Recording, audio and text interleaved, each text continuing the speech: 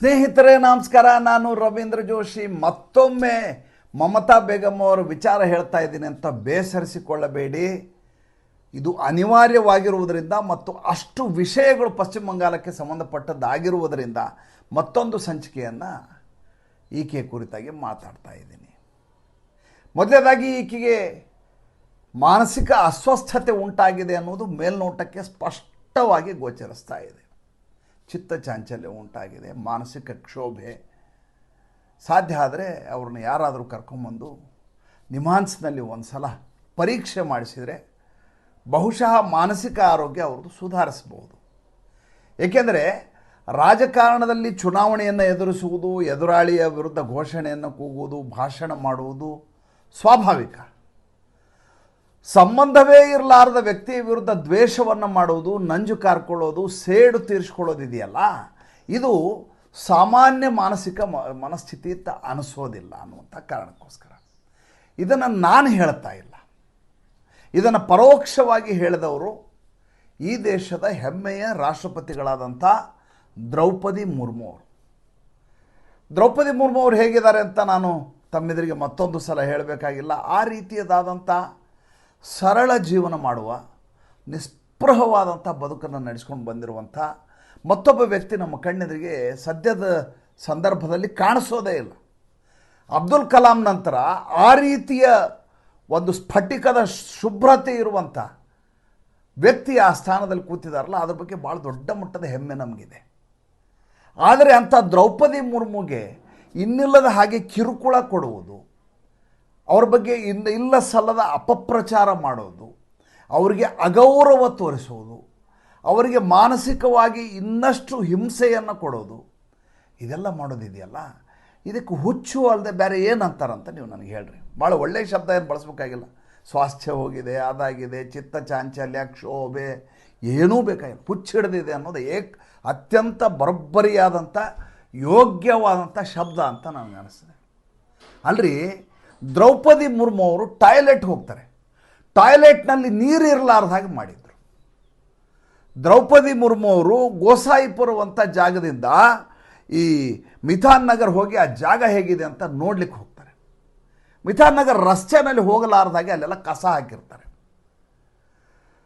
ದ್ರೌಪದಿ ಮುರ್ಮು ಅವರು ಒಂದು ಕಾರ್ಯಕ್ರಮದಲ್ಲಿ ಪಾಲ್ಗೊಳ್ಳಕ್ಕೆ ಬಂದಿರ್ತಾರೆ. ಈ ಅಲ್ಲಿಯ ಸಂಥಾಲ್ ಸಮಾಜ ಅಂತ ಆದಿವಾಸಿ ಸಮಾಜ, ಅವ್ರದ್ದು ಅಂತಾರಾಷ್ಟ್ರೀಯ ಸಮಾವೇಶ ಇದು. ಅಂತಾರಾಷ್ಟ್ರೀಯ ಕೌನ್ಸಿಲ್ ಮಾಡೋದು ದೊಡ್ಡ ಕಾರ್ಯಕ್ರಮ. ಆ ಕಾರ್ಯಕ್ರಮಕ್ಕೆ ಈ ಆದಿವಾಸಿ ಜನ ಬರಲಾರ್ದಂಗೆ ತಡೆಯುವ ಕೆಲಸ ನಡೀತದೆ. ದ್ರೌಪದಿ ಮುರ್ಮು ಅವರು ದಿಲ್ಲಿಯಿಂದ ಬರ್ತಾರೆ. ಕನಿಷ್ಠ ಶಿಷ್ಟಾಚಾರಕ್ಕೂ ಅಲ್ಲಿಯ ಚೀಫ್ ಸೆಕ್ರೆಟರಿ ಆಗಲಿ, DGP ಆಗಲಿ ಕೂಡ ಹೋಗಲ್ಲ. ಮುಖ್ಯಮಂತ್ರಿ ಹೋಗಬೇಕು.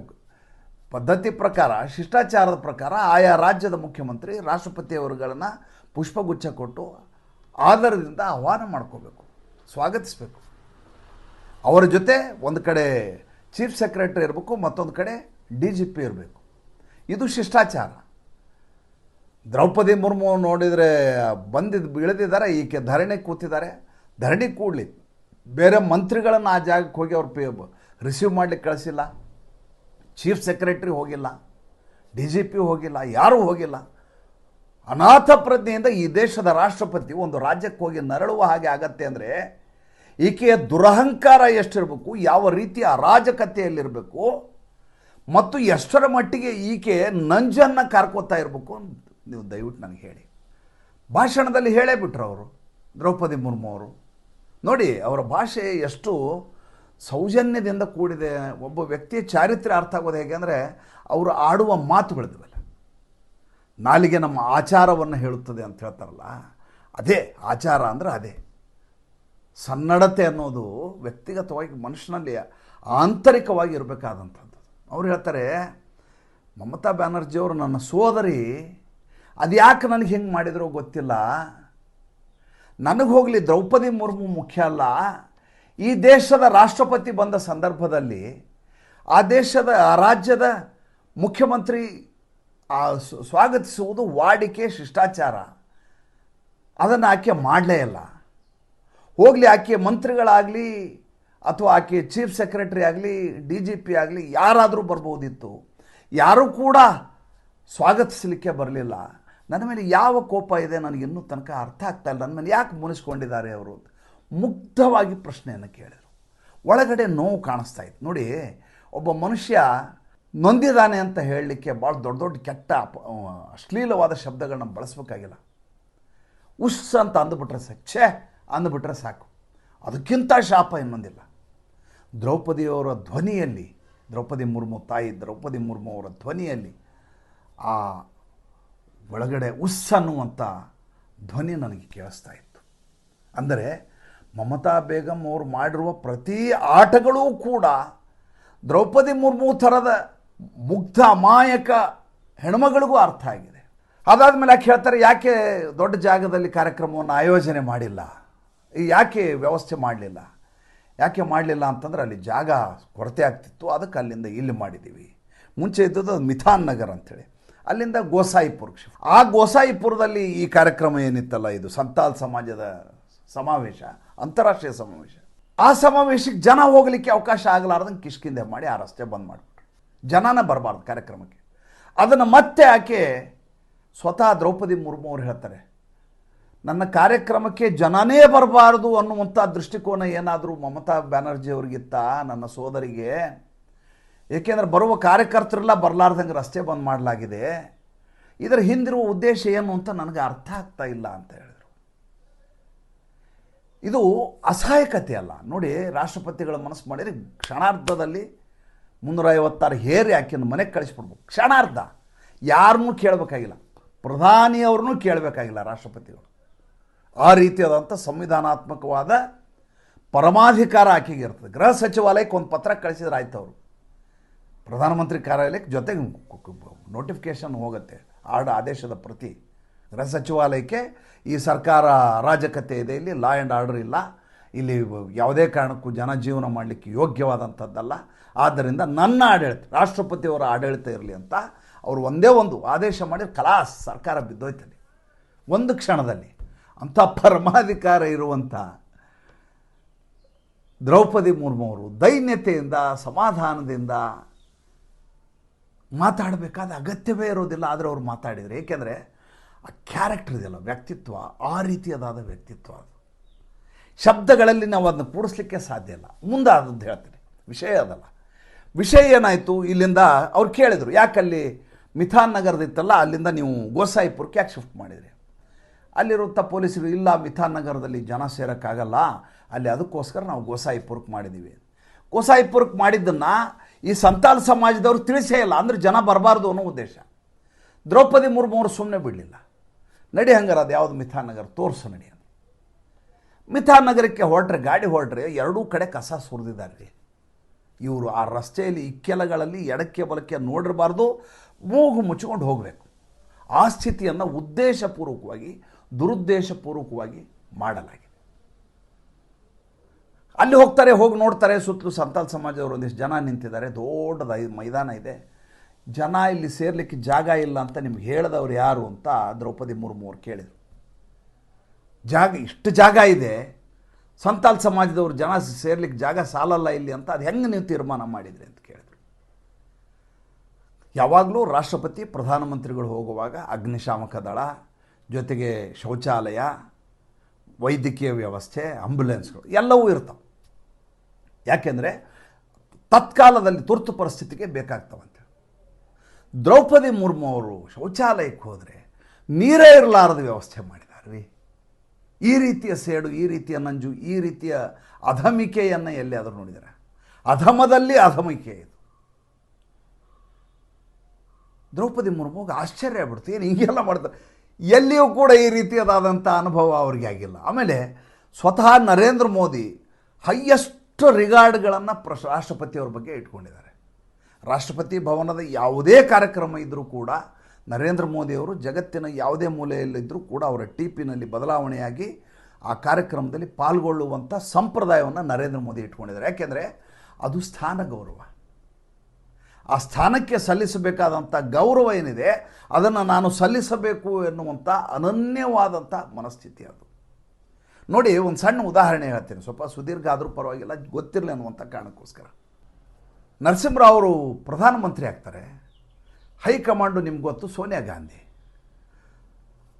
ನರಸಿಂಹರಾವ್ ಆವಾಗ ಮೊಬೈಲ್ ಫೋನ್ಗಳಿಲ್ಲ, ಏನಿಲ್ಲ, ಲ್ಯಾಂಡ್ಲೈನಿಂದ ಫೋನ್ ಹೋಗಬೇಕು. ಸೋನಿಯಾ ಗಾಂಧಿರಾವ್ ಅವ್ರ ಮನೆಗೆ ನರಸಿಂಹರಾವ್ ಫೋನ್ ಮಾಡಿದ್ರೆ 15 ನಿಮಿಷ ಕಾಯಿಸ್ತಾರೆ ಸೋನಿಯಾ ಗಾಂಧಿ. ಒಂದು ಸಲ ಏನೋ ಇರ್ಬೋದು ಬಿಡು, 2 ಸಲ ಇರ್ಬೋದು, 3 ಸಲ ಇರ್ಬೋದು. ನರಸಿಂಹರಾವ್ ಗೊತ್ತಾಗ್ತದೆ ಏನಂದರೆ, ತನ್ನ ಗತ್ತು ಗೈರತ್ತನ್ನು ತೋರಿಸಿದ, ನಾನು ಹೇಗೆ ಪ್ರಧಾನಮಂತ್ರಿಯನ್ನು ಕಾಯಿಸಬಲ್ಲೆ, ನನ್ನ ಅಧಿಕಾರ ಏನು, ನನ್ನ ಶಕ್ತಿ ಏನು, ನನ್ನ ಸಾಮರ್ಥ್ಯ ಏನು ಅಂತ ಗೊತ್ತಾಗಲಿ ಅನ್ನುವಂಥ ಕಾರಣಕ್ಕೋಸ್ಕರ ಸೋನಿಯಾ ಗಾಂಧಿ ಹಿಂಗೆ ಮಾಡ್ತಾರೆ ಅಂತ ಗೊತ್ತಾಗ್ಬಿಡುತ್ತೆ. ನರಸಿಂಹರಾವ್ ಏನು ಸಾಮಾನ್ಯ ರಾಜಕಾರಣಿ ಅಲ್ಲ. ಅವರಂಥ ಅಸಾಮಾನ್ಯವಾದಂಥ ಒಂದು ಕಡೆ ಆತ ಪಾಂಡಿತ್ಯ, 5 ಭಾಷೆಗಳಲ್ಲಿ ಪಾರಂಗತ ಆತ.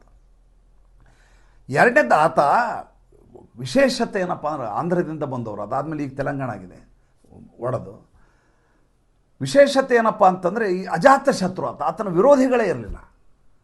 ಎಲ್ಲರಿಗೂ ಸಲ್ಲಬಲ್ಲ ವ್ಯಕ್ತಿಯಾಗಿದ್ದರಿಂದ ಆತನನ್ನು ಮಾಡಿದ್ದು, ಮತ್ತು ಹೇಳ್ದಂಗೆ ಕೇಳ್ಕೊಂಡು ಬಿದ್ದಿರ್ತಾರೆ ಅಂಥೇಳಿ ಅವ್ರು ಕರ್ಕೊಂಡ್ಬಂದು ಪ್ರಧಾನಮಂತ್ರಿ ಮಾಡಿದ್ದು. ಯಾವುದೋ ಮಾನದಂಡ ಇದೆ, ತುಂಬ ಪಾರಂಗತ, ಪಂಚಭಾಷಾ ಪಾರಂಗತ, ಮೇಧಾವಿ, ಮುತ್ಸದ್ದಿ, ರಾಜಕಾರಣವನ್ನು ಚೆನ್ನಾಗಿ ಮಾಡ್ತಾರೆ, ಹಂಗಲ್ಲ. ಹೇಳ್ದಂಗೆ ಕೇಳ್ಕೊಂಡು ಬಿದ್ದಿರ್ತಾರೆ. ಇರಲಿ, ಊರಿಗೆ ವಾಪಸ್ ಲಾರಿ ಹೋಗ್ತಾ ಇತ್ತು ಆಂಧ್ರ ಪ್ರದೇಶಕ್ಕೆ, ಹೈದರಾಬಾದ್ಗೂ ಏನು, ನರಸಿಂಹರಾವ್ದು. ಇಲ್ಲ ಲಾರಿ ನಿಲ್ಲಿಸ್ರಿ, ನಿಮ್ಮನ್ನು ಪ್ರೈಮ್ ಮಿನಿಸ್ಟರ್ ಮಾಡ್ತಾ ಇದ್ದಾರೆ ಅಂತ ಕರೆಸ್ಕೊಂಡದ್ದು ಅವ್ರನ್ನ. ಯಾವಾಗ ಹಿಂಗೆ 15 ನಿಮಿಷ ಕಾಯಿಸ್ಲಿಕ್ಕೆ ಶುರು ಮಾಡಿದ್ರು, ನರಸಿಂಹರಾವ್ ಗೊತ್ತಾಯಿತು ಈಕೆ ಬೇಕು ಅಂತಲೇ ಆಡ್ತಾ ಇದ್ದಾಳೆ ಅಂದರೆ, ಆಕೆ ಪಟ್ಟು ಹೊಡೆದು ವಾಪಸ್ ಬಿಸಾಕಿದ್ರು. ನಿನ್ನ ಸ್ಥಾನ ಏನು ಅಂತ ಸೋನಿಯಾ ಗಾಂಧಿಗೆ ತೋರಿಸ್ಕೊಟ್ಟದ್ದೇ ನರಸಿಂಹರಾವ್. ಆ ಸೇಡನ್ನು ಸೋನಿಯಾ ಗಾಂಧಿ ಯಾವಾಗ ತೀರಿಸ್ಕೊಂಡ್ರು ಅಂದರೆ, ಯಾವಾಗ ನರಸಿಂಹರಾವ್ ಅವರು ತೀರ್ಕೊಂಡಾಗ ಅವರ ಪಾರ್ಥಿವ ಶರೀರವನ್ನು ಕಾಂಗ್ರೆಸ್ ಕೇಂದ್ರ ಕಚೇರಿಯಲ್ಲಿ ಇಡಬೇಕಾಗಿತ್ತು. ಯಾವ ಕಾರಣಕ್ಕೂ ಅಲ್ಲಿ ಇಡ್ಕೊಡೋದು ಅಂದರು. ತೊಗೊಂಬರಲಾಯ್ತು ಅಲ್ಲಿಗೆ, ಶವಯಾತ್ರೆ ಮೂಲಕ, ಮೆರವಣಿಗೆ ಮೂಲಕ ಆಫೀಸ್ ಮುಂದೆ ತರಲಾಯ್ತು, ಒಳಗೆ ತೊಗೊಂಡು ಹೋಗಲ್ಲ ಅಂದರು ಸೋನಿಯಾ ಗಾಂಧಿ. ಆ ರೀತಿಯಾದಂಥ ಸೇಡಿನ ಮನೋಭಾವದ ಹೆಣ್ಮಗಳು. ಯಾಕೆ, ಈ ದೇಶದವರೇ ಅಲ್ಲ, ಈ ದೇಶದ ಬಗ್ಗೆ ಅಭಿಮಾನ ಇಲ್ಲಿಂದ ಬರ್ಬೇಕು ಹೇಳಿ.